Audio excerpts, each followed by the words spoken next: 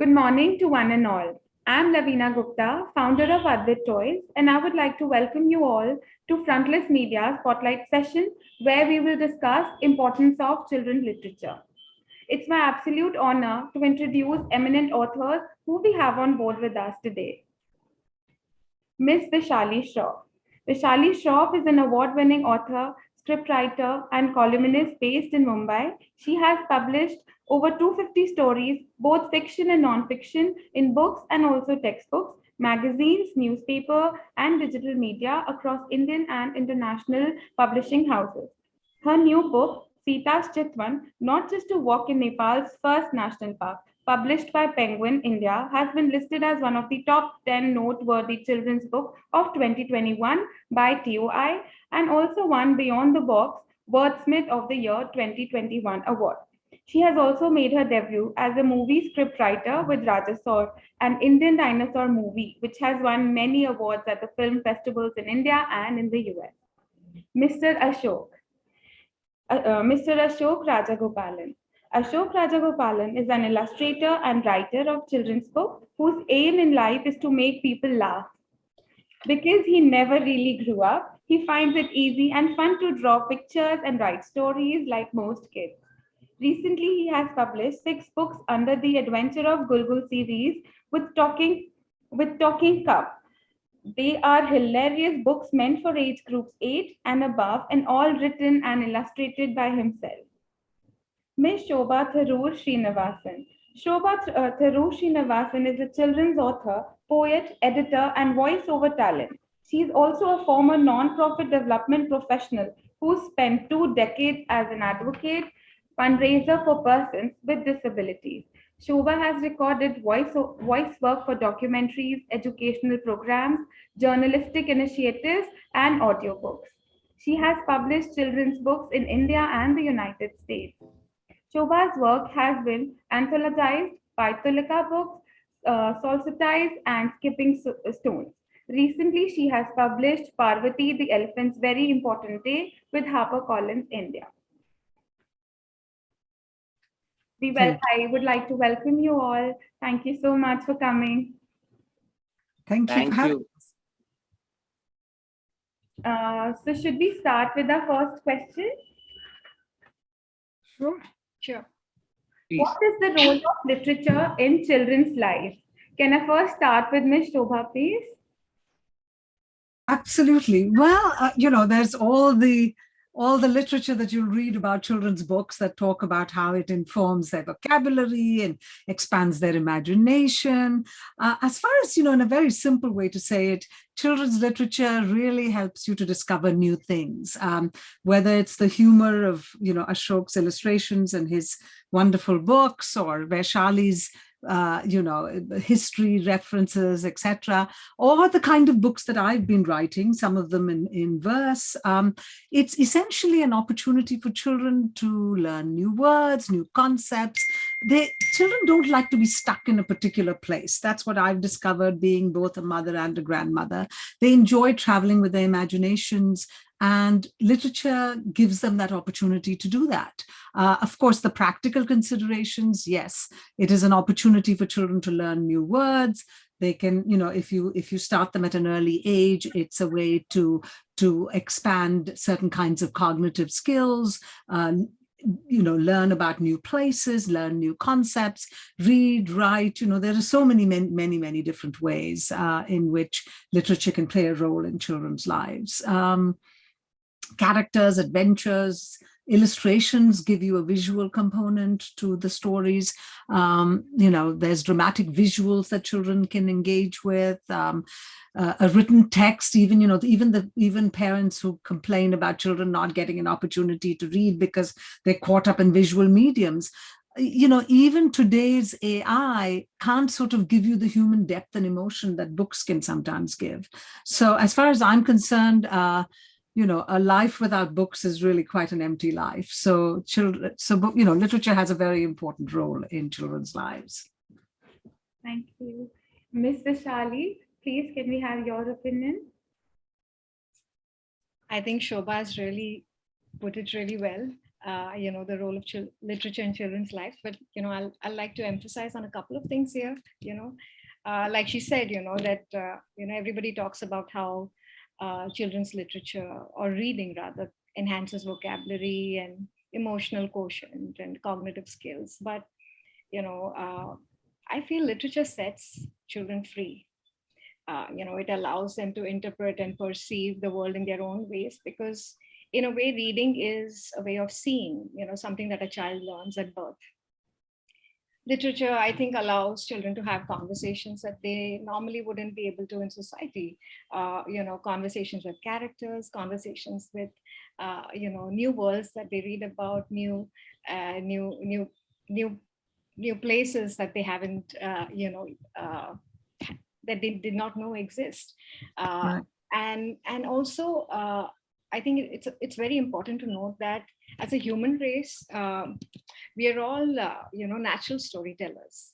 Storytelling is a way of life for us, and it is something that sets us apart from other species, and very vital for survival and growth, I would say. So I think literature just takes that forward, and reading is also an act of listening, I feel, because when you're reading, you have all these voices emerge in your head, and uh, you learn how to empathize with characters, you learn how to understand different worlds, and learn how to live in a more inclusive world. And I think that is what literature does. It brings so many worlds, uh, before before a child, and uh, and expands their horizons in ways we will never know. Thank you. Mr. Ashok, please, would you like to add? Yeah, I have nothing left to add. My esteemed colleagues have almost covered everything. So I'll go off on a tangent to this briefly. Um, children these days, uh, uh, good readers. I mean, children who read books, and their moms especially, and their dads too, but especially mom, they are supposed to be. I mean, I appreciate them very much, because when I was in school, when I was a kid, books only competed with other physical games. I mean, we didn't have TV. TV came to Chennai quite late, and then that was only for 2 hours a day. And we weren't allowed to see movies. I mean, movies were supposed to be for big people. Only cartoons or one of those odd children's movies that come. So, books were entertainment and everything then. So I was always seen with a book in my hand, but it's not because I'm better than. I mean, actually, children now, readers now are much better than the kid I was, because reading has to compete with louder, funnier, I mean, bigger kind of entertainment. So I appreciate modern kids and their parents for still being readers. Thank you. How do illustration play a significant role in evoking emotion in any children's book? Mr. Ashok, we'd like to start with you first. So I can cover everything and Yes. leave nothing for the children. Yes. How are illustrations? I wrote some notes from the question. Um, yeah. As an adult, I mean, when I first started, I mean, I don't know. As I grew older, I didn't feel the need for illustrations. It actually cuts into the thing. If I have an image of Harry Potter, and then if I mean, the Bloomsbury editions had only an illustrated version on the cover. I like the Dumbledore, but I didn't want illustrations, because half the work is done by the reader, half the work is done by the writer, and half the work is done by the reader. And so one new entity or a new world is formed. uh, so I didn't want that to cut into my experience. I even now I don't want illustrations in books for in my books. But when they're children, and especially when you have to make them read, illustrations are very important. So the younger they are, the bigger, bigger illustrations and more illustrations are needed, like in picture books.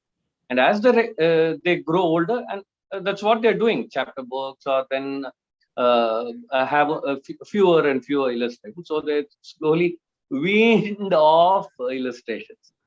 But the younger they are, they need illustrations, and good for illustrators because our work is needed. Okay. They're important to illustrators too. Miss Shobha? Yeah, I actually want to add something to this. In fact, Ashok's wonderful book about the elephant, the illustrations are in so many ways advance the story. And luckily, he has the ability to both write and illustrate his books. Now, I have written a number of children's books that were published in America, but as you announced the name of one of them, which was the HarperCollins book, Parvati the Elephant's Very Important Day. Now, that particular book is a conventional picture book. And as picture books go, the illustrations in some ways are almost as important as the text, because picture books are usually read aloud to little children. So when you say, do illustrations play a significant role? Absolutely. Like the emotions evoked by the illustration, we're talking about, this is a little adventure story about a temple elephant. And there's a scene that Tanya Vass has drawn that is exceptional, in which the elephant is having a bath, and you can almost see the excitement she's feeling. So we've both written elephant books, by the way, Ashok. But in this, the illustration does so much to advancing, that poetic story that I've written. I've written the book in rhyme. Emotions definitely are evoked. And if you're being read to in the initial stages with a picture book, somebody's reading to you because you haven't really learned how to read yourself. The pictures and then hearing the words, it's actually a cognitive connection. It's a connection of looking at something visually and then hearing the words that describe it. So it's a very, very crucial part of a particular genre of children's books, which are picture books. But I would agree with Ashok that, as we get older, you almost want your own imagination to imagine the visual, and that's when you're reading yourself. And of course, once you get to what they call YA or young adult books, you probably don't need any illustrations. So illustrations can be significant, but it depends very much on the kind of children's book that you're looking at. Okay, thank you. Miss Vishali? I think they've said it all, but I'm going to combine what both of them have said. I'm going to go back to what Ashok said about how as when we are younger, we need illustrations, and then as we grow older, we are weaned out of those kind of books. And I think that is something that needs to change, because when a child is born, and the first thing they do is, when they open their eyes, is when they connect with the world through images. They see, they observe things. So everything is about images for them. And as children grow, they build this visual intelligence, and somewhere down the line, like Ashok said, when we grow up, that medium is taken away from us. And I think we need to reintroduce that to children, even who are in middle school or high school. Like, I have a 13-year-old at home, and he loves picture books. So he reads Gajapati Kulapati, Ashok. He still reads it. And we read it at bedtime. He reads it now to my little one who's 7. And it's the first one is almost tattered. And I can't remember the number of times I've gifted Gajapati Kulapati to, the children. But yes, I think it's important. I think picture books should be age agnostic. And I think graphic novels are doing a very fantastic job these days in reintroducing that medium across ages. We love, my older son loves graphic novels, and because he started reading so much of it, even I started reading, and that's how I got, when I was writing my book Batata Pav and All Things Portuguese. I was talking about 500 years of Portuguese history, and I'm like, how do I make this lighter? I myself can't digest it. And then I thought, how about writing it as a historic graphic novel? And it made it so much easier to read and absorb, devoid of all the dates and names and that we are inundated with, while reading history. I said, how about writing a history book without dates and names, so I think it was a fresh change for me as a writer. And yes, we can't underestimate a child's visual vocabulary and intelligence, and these books only help us to add to their that creative repository that we have. If I So may just yes, add to they're that, I think you can have both. I mean, just to tie it up, absolutely. Graphic novels are, in fact, very popular. A lot of reluctant readers sometimes start out as middle schoolers reading graphic novels. I mean, it's the way we read comics growing up. And you get all of the mystery, all of the adventure, a lot of vocabulary, but with the advance of the illustration. So I think we can have them side by side. But I absolutely agree with you that, in fact, I'd love to look at this graphic novel book about Portuguese history. What was the name of the book? It's called Batata Pav and All Things Portuguese. Oh, sounds wonderful. Absolutely. Looking forward to buying it.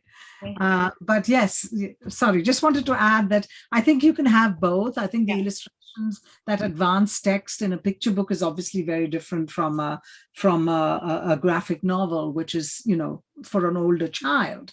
And any illustrated book, I think the illustrations add a layer to the existing story.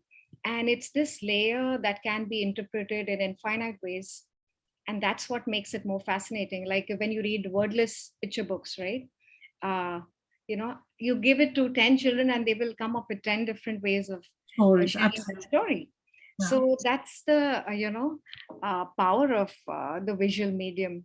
And, when the images and the words are together, I think there's like it's limitless the way you can read the story and perceive it, I feel.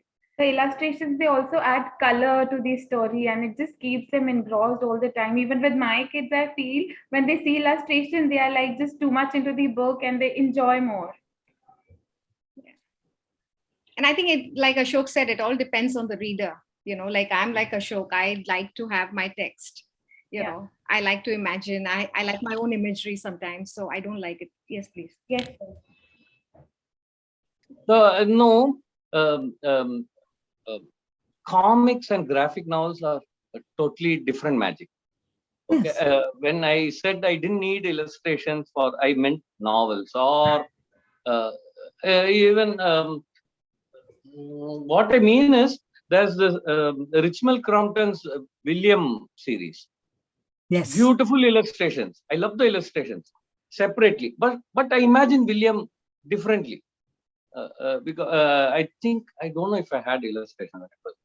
So it's only there. But comics and graphic novels are like picture books. They're one package. It's a kind of it's nothing is supplementary or ornamental. Both are needed.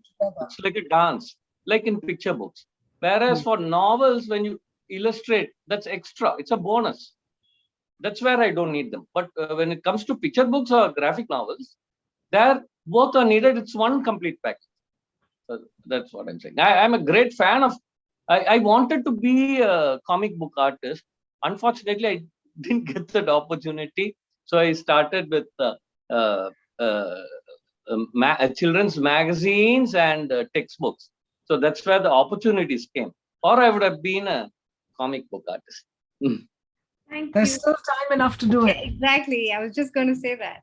How do you differentiate a children's author from an ordinary novelist? Ma'am, can we start with Miss Vishali this time?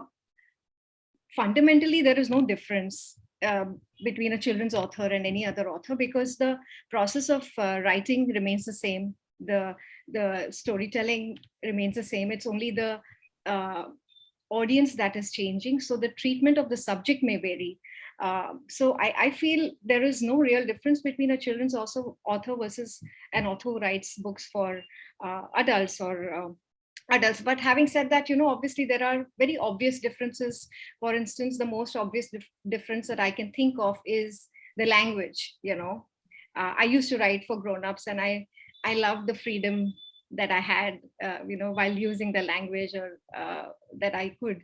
But yes, you have to be more careful while while writing for children. It has to be more age appropriate. Also, one more thing I would like to add here is that uh, many people think that when you're writing for children, you need to tone things down. You need to leave the gory things out. You need to make it more digestible for them. And I think that's criminal. I think we should not underestimate how children can understand and read stories. We should know, I think talking down to children and toning things down is something uh, that should not be done. But yes, it can be. A good writer will always use their magic with language and share the same details in a way that they can uh, understand. But yes, uh, by and large, no difference really. Miss Shobha, please add your opinion. So no disagreement with Vaishali. I think definitely writing as a skill or as an art is, approached in many ways by individuals who write in similar ways. However, we're talking about children's writing, and to me, especially coming maybe from the Western world, I think we're sort of muddling it up a little bit, in the sense children's writing is a very large space. You're starting with, at least in America, and I'm sure we do that in India too, because I've written in different fields of children's writing. You write for children who are looking through illustrations, as I said, in a picture book, having a parent read to them. You have to be very mindful about the number of words used. In America, for instance, if you're writing a picture book, it cannot ever be more than 1,000 words. So usually around 600 words with illustrations, can go maximum up to 1,000. If you even pitch to a publisher with something longer than that, you couldn't get your picture book published. So, you start with picture books, then you go into what they call early readers, then you have the middle school, you have elementary school, so there's a large sort of canopy or canvas of children's books. So first we need to distinguish that. And when you say what is the difference, obviously somebody who's writing specifically for children in a picture book format is a very different kind of writer than a novelist who's writing for adults. So there are differences. However, the method of writing, the thinking aloud, the storytelling, etc., has similarities. The other thing is, children, again, depending on the age you write for, if you're writing for at a very young age, you're giving them an opportunity to sort of pick up language, to the repetition, what they call the sort of musical element in like Dr. Seuss books. The repetition helps enforce words in children's minds. So there's all of these opportunities that can be taken advantage of by a children's writer. There are ways to introduce them to subject matters that, what I'm trying to say is there's a little bit of a pedantic element without hitting it on their head. I do agree completely with Vaishali that we shouldn't talk down to children. Children are really very smart, and I've encountered them at all ages, especially in the last few years with my books coming out in India. And gosh, even in my poetry book, where I'm teaching children 9 different poetic forms, they've come in with wonderful examples of poetry, and we've had such incredible conversations. So I think the biggest mistake would be to think that you need to talk down to children, and I completely agree with Vaishali about that. However, you have to be mindful of certain kinds of subject matters that I personally don't think you need to share with a 5 or 6-year-old. You could certainly share it with a teenager. So, again, you have to be mindful of which kind of children's book you're working on. And I have had the good fortune of working on a number of different age groups for children. So I'm a little bit more mindful of the differences in those kind of books. Children learn very swiftly, and we have a responsibility when we write as children's authors. I'm very, very mindful of that here's an opportunity to sort of really get very bright, interested children who may want to come back to your book again and again. I had published a book called In the Alphabet, which is not a preschool book, but it could also be one. And I genuinely believe it's the kind of book you can have in your home library.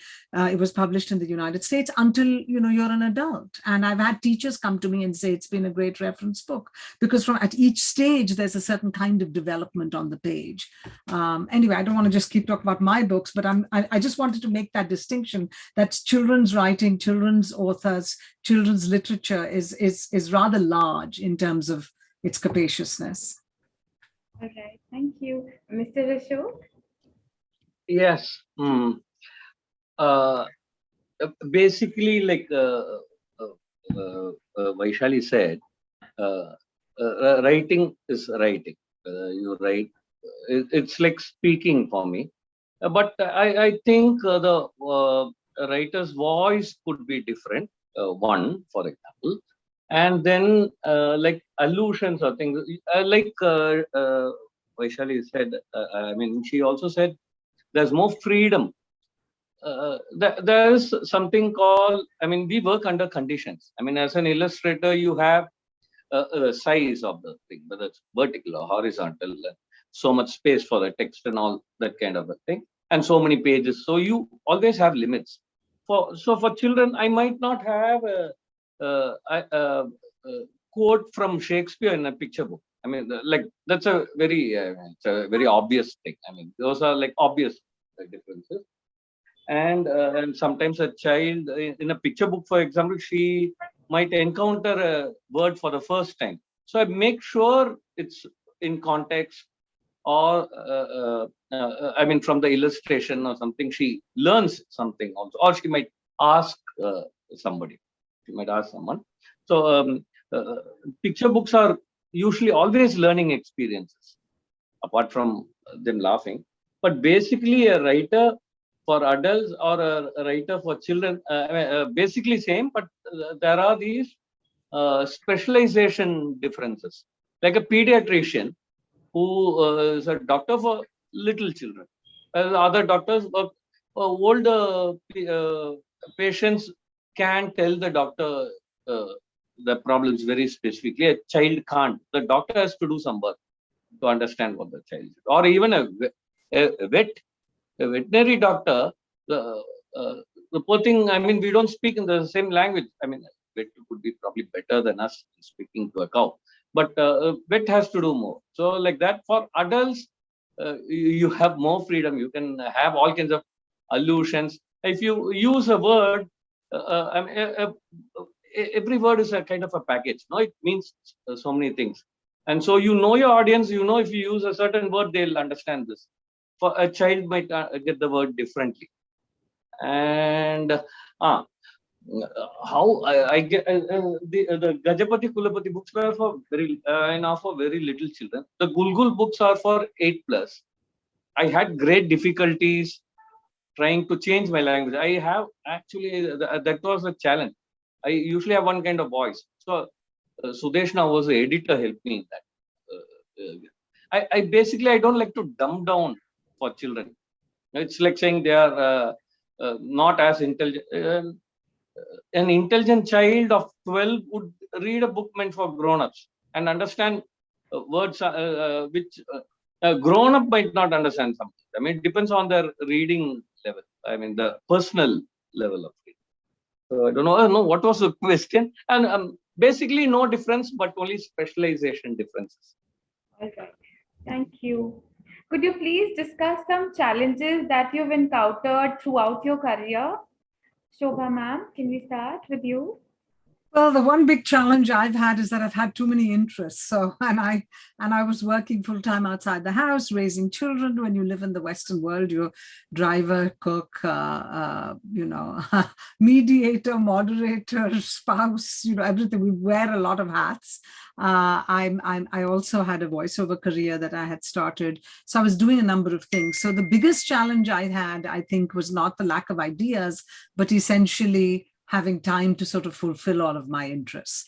Beyond that, I suppose, in the beginning when I discovered, especially the first couple of books that I published in the United States with small boutique presses. and discovered that, boutique presses do not have a marketing machinery or a sales department or whatever, that the author has to do a lot of that herself. And so it becomes another full-time job if you have to try to also sell your book all over the country. The good advantage of publishing in India has been really very special, is that I've been fortunate to be published. My last 4 books have been published by, large and more well-known and probably well-resourced publishers in India who've had a little bit of that kind of support. So I don't have to go chasing a festival, or I don't have to go make those appointments at schools, or I don't have to get the interviews. The marketing team will contact people and say, our author's in town, would you like to speak to them, or whatever it is. So that kind of challenge, I think it just depends on the environment. For me, that has been one particular experience. Miss Vishali? Yeah. Me? Vaishali or Vaishali? Sorry, sir. I go? Yes, please. Okay. As a writer, I'll talk about challenges as a writer because, I also come from a background which is not literary in the literal sense. I'm a telecom engineer, so I've had a decade of corporate experience, and I've juggled many kinds of jobs. But even when I remember, even when I was working as a networking engineer, my office used to be opposite the Express Towers in Bombay. And I used to see it from the window, and I used to write, articles. And that time, I think we were still in 2G in our network in India. And Finland and Sweden had gone up to 4G already. And I'm like, we are at least 20 years behind technology. So I used to write, research and write all these articles and, handwrite them and take them to the editor, wait outside his office over there. And I think after many, many months, he opened his door and he said, okay, show me what you have. And then I started publishing with them. So I always had this thing for writing, whether it was fiction or nonfiction. But the real struggle for me started when, I resigned one day and decided I wanted to do something for children. And I walked into, I said, okay, if I want to write for children, where do I start? So I walked into the crossword store that was outside my house, and said, let me see what children are reading these days. And I saw the same Enid Blyton, the same Panchatantra and ACK and Hardy Boys and Nancy Drew. And I'm like, I was going back in time. I'm like, either A, nobody is writing new literature, as in, because children are reading the same things that I read decades ago, and or the people are writing and the books are not reaching the stores. Of course, after many years of writing, I discovered it's the latter. There are wonderful writers writing all sorts of amazing contemporary literature, but they're just not being sold in popular bookstores. But so the challenges were manifold. I started writing for children at a time where publishing houses didn't even have proper websites. They did not have email addresses where you could send your manuscript. I remember my first manuscript I'd sent by snail mail, not even knowing whether it's going to reach my editor or who the editor was. Right now, due to social media, thanks to social media, editors, publishers, authors, illustrators, they're a click away. It's so easy to get in touch with people. And so I'm really happy for this generation of writers who are starting right now. But at a personal level, I think for me, the struggle has been having my stories understood, because I don't necessarily write stories that fly off the shelves like pop fiction. I write about touch without consent. I write about mental health. I write about introverts. I write about colonization and decolonization. And I don't even want to talk about my upcoming titles and their subjects. But they are not necessarily, a parent will not go like, oh, let me pick this book. This looks interesting, touch without consent. My child's going to love it. No, that doesn't happen. And so getting those stories, accepted and read has been my biggest challenge. Also because I think Shobha and Ashok will agree with me that for us, our audience, our audience does not buy the books. It's the parents who decide the books for Exactly. children, So there's a huge gap between us and our audience. So in most cases, it's the parents who define what the child reads, and but it's been rewarding also. I remember after a literature festival, where I had done my book, The Strange Case of Nayantara, which is about touch without consent. I remember a parent coming to me and saying, "Why didn't you write this earlier?" My her child had gone through a traumatic experience, and she said maybe it would have saved her. Or I've had many people writing to me after I wrote Ari about an introvert child, that they themselves were introvert as children, and that book, that story somewhere empowered them, or now they see their children who are not as outgoing as other kids, that they're unique and special in their own ways. So somewhere these stories are rewarding, because you follow your heart and you write. But yeah, it is, if you look at the broader picture and the a bigger children's publishing landscape, it's a struggle to get these books to readers. Hmm. Mr. Ashok, can we have your opinion? Can we have your struggles? Could you share what challenges you encountered throughout your life, throughout your career? Me, Yes. Shobha, it's so much in the past. I feel very old. So this was like in the late 80s, early 90s when can I also tell you about the challenges as an illustrator? I had more challenges as an Yes, please. Yes. illustrator than a writer. As a writer, I had only one major challenge.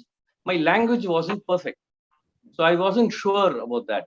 So if you're giving something to kids, you better be perfect, no? Because children are going to learn, and I didn't want to make any mistakes. So that lack of confidence I had. But then I discovered there are horrible writers, and these editors will work with you and make sure the book comes out great. So, like your English ma'am, the editors are my best friends. So when I learned about editors, I became very confident. I was the art editor at Tulika Publishers for about a year and a half. So that's where I saw these manuscripts come in, and I saw these editors do so much of the work. So I don't give that much work to editors, but I feel a little reassured, bold, or brave enough to submit a manuscript because I know there are editors. Okay, as an illustrator, all kinds of challenges, technical ones, like tools and colors and understanding printing and all that. That practice helped me get over that. With my immediate bosses, I was in advertising as a graphic trainee and then in animation. So the tools and all that. Then there are these, as an illustrator to survive, you have to take up all the jobs that come your way, especially if you're a freelance illustrator. So and there's these amateur clients who uh, don't know what they're speaking about. They'll say, have a farmer, he's going from a fair. You see this on the banner, some festival, the farmer with his family, and he carries a basket. In that, there is something here, and there's a snake in front of him. And then there's something behind him. I can't draw both like Picasso. No, and another challenge is when the amateur clients are a committee. No, people have this need to contribute. So even if you give them an illustration or something is good, they need to put in their bit and say something and contribute. So it goes on the job endlessly. So they'll come in, say, why don't we have this thing after I've drawn most of the work? And those days, it was all manual drawing. You can't just undo. So that was one challenge I faced. Outrageous briefs and these committees. I like Vaishali said, you don't have problems with your audience as an illustrator. And when I meet children, I didn't have problems with them or communicating with them or drawing pictures for them or telling them stories. There are these threshold guardians in between parents, but luckily parents are my friends these days, so I have no problem. they love Gajapati, so they don't stand in my way of reaching out to children. And of course, there's the editor and the publisher. Now you submit, they have to accept it. So they are the first guardian. So you have to get past all these people, and after a point, you know what they want, uh, and also they listen to you also. When you start out in this industry, I mean, why should people listen to you? Then I had to listen. So now at least, after a few years, they trust that you will do a good job and that you know what the children want. So not much of challenge these days, uh, except the ones one gives oneself. All right. Did I answer the question? No. Yes, we pretty much understood. Thank you. Yeah, I think I would like to add to what Ashok said here, if I have a minute, is that, as authors, we are always, whether I have done picture books, illustrated books, chapter books, novels, graphic novels, and every time I submit my manuscript, the first thing I'm asked to give is art briefs and design notes. How do I imagine this book to be illustrated? Okay. So my answer to my editor or my publisher always is that I think that the similarity between an author and an illustrator is that for both of them, the journey begins with an image.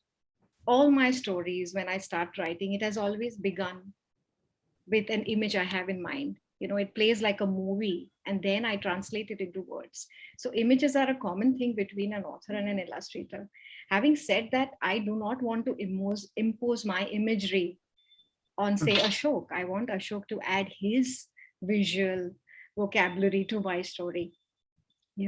Why should I be telling the illustrator what needs to be illustrated? I want to be surprised. I want to see how they interpret the story. They may add new dimensions and layers that I may not even know. you know so yes, I think that's, but yeah, it's a protocol and we do have to give it. I don't know how illustrators take it, but there are most projects, I don't think we are even I think even when I was doing books with Tulika, Ashok, I didn't even know who was illustrating my book till the end, till I received Yeah, they won't tell you. Absolutely, yeah. And you just have to wait to see whether your thing matches or it's completely different. But I've been fortunate to work with really wonderful illustrators, and I'm hoping someday I get Ashok, you illustrate one of my books. Yeah, please tell them that. You would like I will. me to And I have illustrate. been actually. Yes, my bucket list. I keep. That's lovely. And what do you hope to achieve when your books land in the hands of a child? Miss Shobha, can we start with you? Well, okay, I'm not going to say anything. What do I hope to achieve? Well, I certainly hope that the children will enjoy my books, that they will feel like they've learned something new from the book, that they've enjoyed the book, that it's made them think about things. In the instance of my poetry book, I hoped that they would all go out and practice some of the forms that I had taught. That they would, imagine themselves as poets. With Raja Ravi Varma, one could say that they would imagine themselves as artists, that they would think about some of the topics that I had brought up, even in terms of, very casually, but still importantly, the notion of freedom of time to be able to make art, the idea of getting married early, lots of different topics were sort of raised that children and I talked about quite a bit when we met after I'd written the book. So what do I hope to achieve? Well, certainly I want to entertain, edify, make the children keep that book in their home library and go back to it again and again. I think that's a dream that all of us as writers have, is that, children get some kind of a takeaway from the books that we've created, but whether it's a laugh, whether it's joy, whether it's fulfillment, whether it is, as Vaishali said about one of her books, a sense of seeing themselves in a story and being comforted by some of the things that have been brought up in the narrative. It's anyway, yeah, I think I've answered the question. Miss Vishali. I think Shobha said it really well. I think she's covered the entire spectrum. I'll tell you, any author's dream. Okay, whenever my book comes out, I have this uh, vivid imagination that a child is reading my book and is going, "Wow!" and they are engaged from cover to cover. They don't want to put it down. So that is any author's dream. They want that the book be engaging. They bring a smile on their face. But more than anything, for me, the real story begins when the book ends.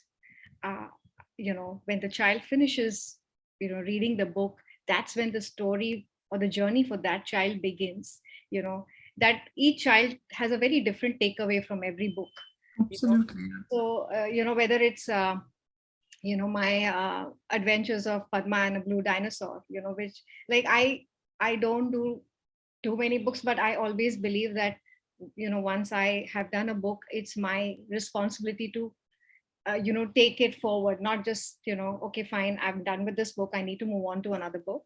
uh, you know uh, because each book takes in a lot of effort from all parties, whether it's the writer, the illustrator, the editor, the publisher, the printer. Everybody is involved, and too many stakeholders to not work hard in taking that book to readers. Having said this, it's important for me personally that my books incite thoughts uh, and actions. Say for example, my book, one of my latest books, There's a Leopard in the House. It's about urban deforestation. And I've we were very active, myself, my children, we were very active in protests that were happening all across Bombay to save the RA forests. And it had struck such a deep chord that I sat and wrote the story about how leopards are also the citizens of Bombay. And how a child and a leopard protest together. And through the story, I just wanted to share with even the little ones that there are non-violent yet very, very powerful ways of conveying yourself, and you are enough. You don't have to have an entire party to, or Yes. a team to do things. There is a power of one. And then you can also create your own movement. So that through that little lyrical picture book, this is what I wanted to do, this is what I wanted to achieve. Now, whether I have managed to achieve that, I don't know, but at least it is my attempt to do Mm. that. When I wrote The Adventures of Padma and a Blue Dinosaur, it was one of India's first book on Indian dinosaurs. I didn't just want to talk about the dinosaurs. I wanted to talk, my main aim was to talk about the people behind the scenes, the paleontologists, and people who work hard for years and years to discover one tiny fossil bone.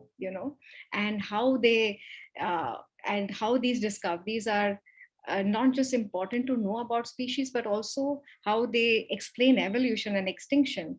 And I've had children come and tell me that they want to be paleontologists when they grow up, because uh, and it makes me happy that I have opened up some avenues and horizons for children, because we definitely need more paleontologists. I mean, I know that I think more than 80% of our dinosaur species are yet to be discovered, right from the Jurassic period to now.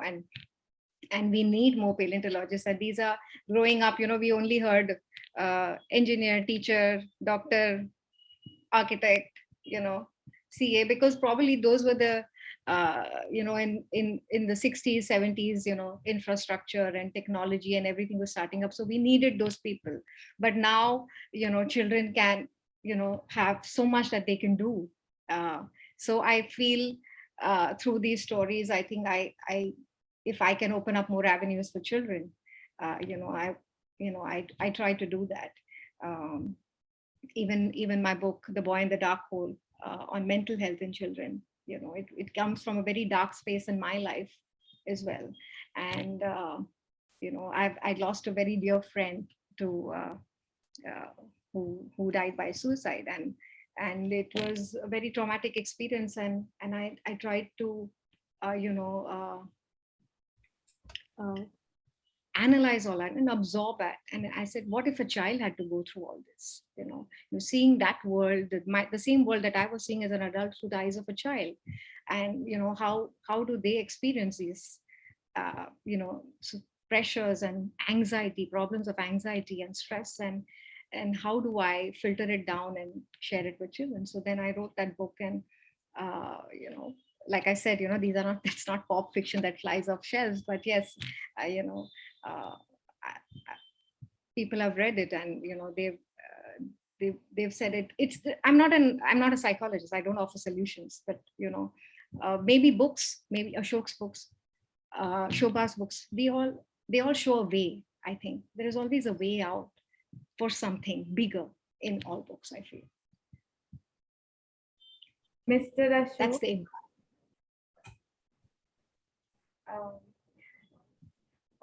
what do you hope to achieve when your books land in the hands of the child? And also, please, could you share something about the Gulgul series along with that? Okay. Yeah. Um, um, the children need parents, and they also need teachers. The parents, and now, I mean, those days fathers had strictly one role, mothers had one role, and but now I think it's not about the gender when it comes to parents.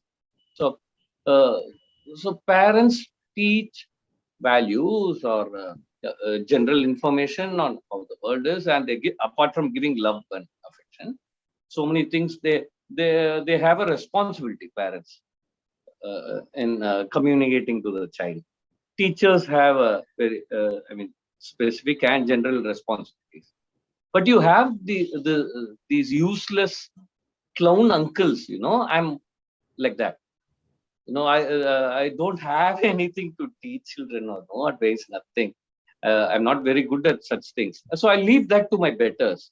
So there are books about the environment, or all these causes, or books that inform children. I mean, non-fiction, where children learn something. So so my aim is very simple. Like I always say, I want to make them laugh. The kind of uncle who takes you out for a movie and ice cream, no, that kind of a thing. So my thing is to make them laugh. But there are other people doing this, so why should I do that? So they are good at it. I'm not very good at that. So I am good at making people laugh. So that is what I do. What about the Gulgul series? I have the book here. Could you please share some experience, something about your Okay. The Gulgul, it's about a girl called Gulgul, somewhere far away in some galaxy far away. Okay. Uh, and when I thought I was creating a name. If I'd lived in the north or somewhere in the middle, I would have known that Gulgul is a popular nickname given to children. I didn't know, like Bablu, Gulgul. I didn't know that. I thought I was creating a name. And then I also learned that uh, uh, it's a sweet meat. It's a round sweet dish, Gulgul. It's a snack. I didn't know that when I named her. But I used this information in Gulgul in Papadam, where the whole story hinges on that. And coincidentally, Gulgul is a sweet and round girl. So I don't know. It's magic. It's a magical coincidence. I mean, I named her Gulgul. This is writing Gulgul was a little out of my comfort zone because it's for older children. I've been doing these picture books, illustrating them, and writing them for Gajapati. And not so. This was for older children. So, but the editor Sudesh Ashram Ghosh helped me get the language and all that right. No, whether I'm going uh, too much above the thing, or the too low, or what. So that was a challenge. and I wanted to, I don't know, I wanted to cut all kinds of stereotypes in this. You know, after you do, gender stereotypes or any stereotypes, now that's become a stereotype. So I had to be very careful. Just not having a girl protagonist. So I made her a bit naughty, and she's not always sweet, but she's generally a kind girl. She's a pest sometimes. So like that. But you know, all authors almost, I mean, most of the time write an autobiography. There'll be so much of you. So even if she's a sweet round girl, there are lots of me in her. So how she sees the world is how I see the world. Uh, did I answer that? Yes, we did get a picture about the Gurgu series, and I'm looking forward to get that. There are 6 books in the series. Yeah. 3 before the lockdown and 3 after the lockdown, recently launched. All right. Thank you. Thank you so much for joining us today and sharing your perspectives with everyone. You all have touched upon various aspects of children literature, significance of illustration, and love of reading among children. At last, I would say I absolutely loved the session, and I'm hoping the audience did as well. Thank you so much for coming and enlightening us. Thank you. Thank you. My Thank pleasure. you Thank you, so much. Lavina. It was a pleasure. Thank you, Shobha and Ashok. It was a pleasure meeting you, even if it's via Zoom. Likewise, Vaishali, I think there's so much more to learn from both of you. Clearly, you are specialists and warm-hearted authors who have a lot to bring to this world. And I'm going to remedy the fact that I haven't read enough of both of your work, and will definitely do that in the future. So that's one of the joys of coming together in these panels, is discovering new writers, new thoughts, new ideas. Thank you very much. Thank you so much.